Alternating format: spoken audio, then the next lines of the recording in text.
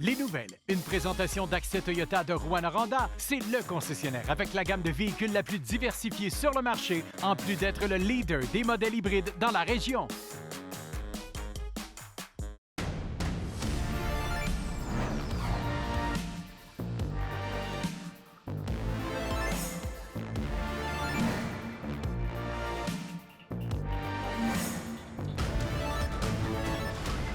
Ici Anthony Dallaire et voici vos informations. Les paramédics témiscabitibiens représentés par la Centrale syndicale nationale ont dénoncé aujourd'hui le manque de considération de leur employeur Dessercom pour leur demande de congé et de la rémunération des fériés. Un reportage de Félix Blaquière. Les paramédics de la région, représentés par la CSN, mettent les points sur la table. Ils sont sans contrat de travail depuis le 31 mars 2023 et ils se disent épuisés. Ils dénoncent que Dessercom, leur employeur, ignore leurs demandes concernant les congés et les fériés. Le syndicat des paramédics dénonce une pratique de leur employeur qui refuse d'octroyer des congés fériés aux paramédics, ce qui fait que les conséquences sont celles qu'on connaît. Il y a plus d'épuisement. La rémunération des journées fériées est aussi au cœur des débats. L'employeur refuse de les donner à taux supplémentaire, préfère les payer à la fin de l'année à taux régulier. Donc, visiblement, le Dessercom choisit l'argent avant de choisir la sécurité de nos travailleurs. Le syndicat affirme que des ambulanciers quittent la profession en raison de leurs conditions de travail. Cette mouvance exacerbe la pénurie du personnel ambulancier et rend ainsi le service vulnérable à des ruptures. On a des réelles inquiétudes par rapport à la population. On se dirige vers des fermetures de casernes si ça continue comme ça. On s'est battu assez longtemps avec l'enjeu des horaires de faction pour savoir que les délais sont extrêmement importants. Donc, si on a des ruptures de service, bien évidemment que on parle d'allongement des délais. Et on le sait, là, lors d'un appel ambulancier, il n'y a pas une minute à perdre.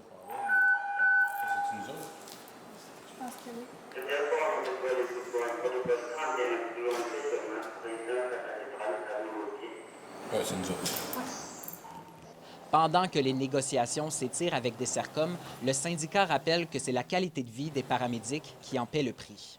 Mais pour les employés, pour une famille, c'est pas évident, pas de vacances, partir en vacances avec les enfants, puis tu sais, une semaine d'avance, ça n'a pas d'allure. Dessercom mentionne qu'il ne souhaite pas commenter publiquement les revendications du syndicat, mais affirme qu'ils mettent des solutions en place pour réduire les ruptures de services pour la population et maximiser l'attribution de vacances au personnel. Félix Blaquière, RNC Nouvelles, Amos. Dans un autre ordre d'idées, au lendemain de l'annonce du départ du rodéo du camion de Notre-Dame-du-Nord au Témiscamingue pour l'Ontario, les réactions se font nombreuses et André Gaudet a recueilli ce qui suit. La déception, elle est tout aussi grande.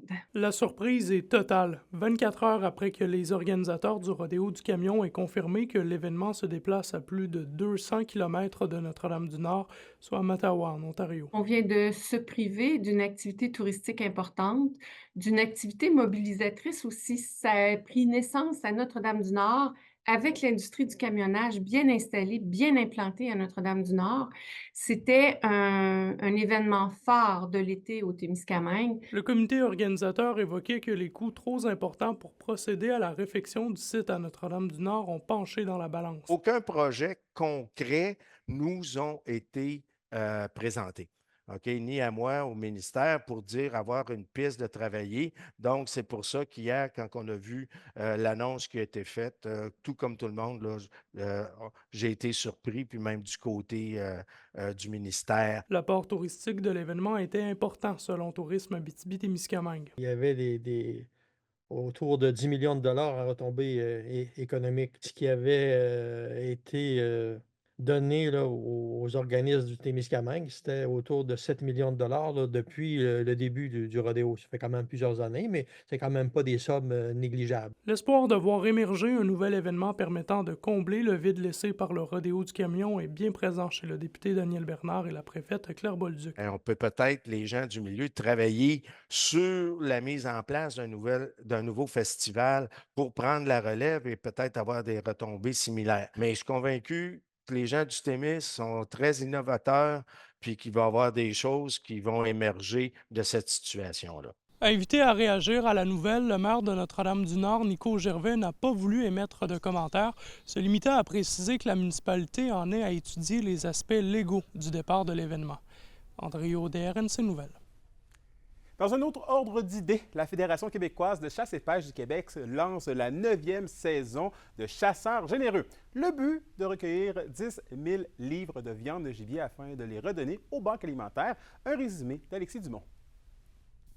La 9e saison de Chasseurs généreux est lancée. Le projet a pour but d'user de la générosité de ceux qui pratiquent la chasse afin de donner une partie de leur récolte qui sera ensuite redistribuée aux banques alimentaires de la région. On a élargi et instauré Chasseurs généreux à l'échelle de la province, invitant tous les bouchers de viande de gibier, de gros gibier, à participer avec nous et à permettre aux chasseurs de donner une partie de leur récolte via leurs installations aux gens dans le besoin de leur localité. Donc, les gens sont les chasseurs qui récoltent un gros gibier, un orignal, un cerf ou un ours, sont invités à faire appel à un boucher certifié Chasseurs généreux, dont on peut trouver la liste sur le site web chasseursgénéreux.com, et à faire préparer leur gibier comme à l'habitude, puis à donner quelques livres ou une plus grosse portion de leur récolte pour que le boucher transmette cette venaison-là au réseau des banques alimentaires du Québec. Et depuis la création du projet en 2016, plusieurs dons ont été effectués un petit peu partout à travers le Québec, dont ici en Abitibi-Témiscamingue.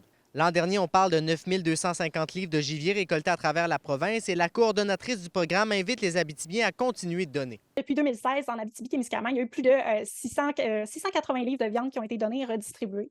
Et c'est pour ça qu'on est bien heureux d'être ici aujourd'hui, puis on veut encourager les chasseurs à être plus que généreux parce que les besoins sont grands dans votre région.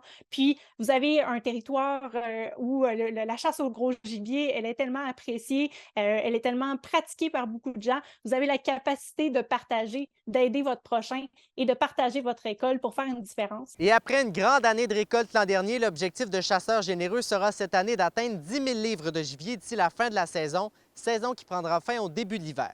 Alexis Dumont pour RNC Nouvelles.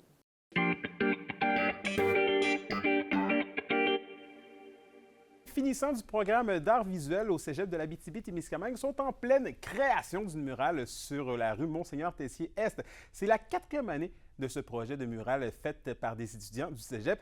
Dans le cadre de leur cours création actuelle en peinture, les 18 étudiants devaient créer des personnages de style steampunk qui sont tous inclus dans la murale. Ariane Ouellette, l'enseignante responsable de la murale, encadre les étudiants et elle est très fière de leur œuvre réalisée.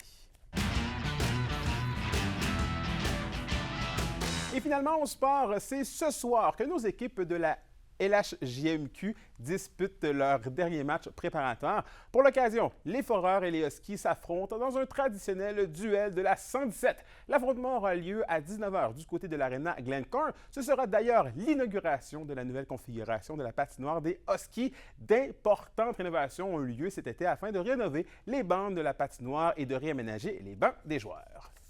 On a aimé les batailles qu'on a vues en début de camp d'entraînement, dans le camp de recrues.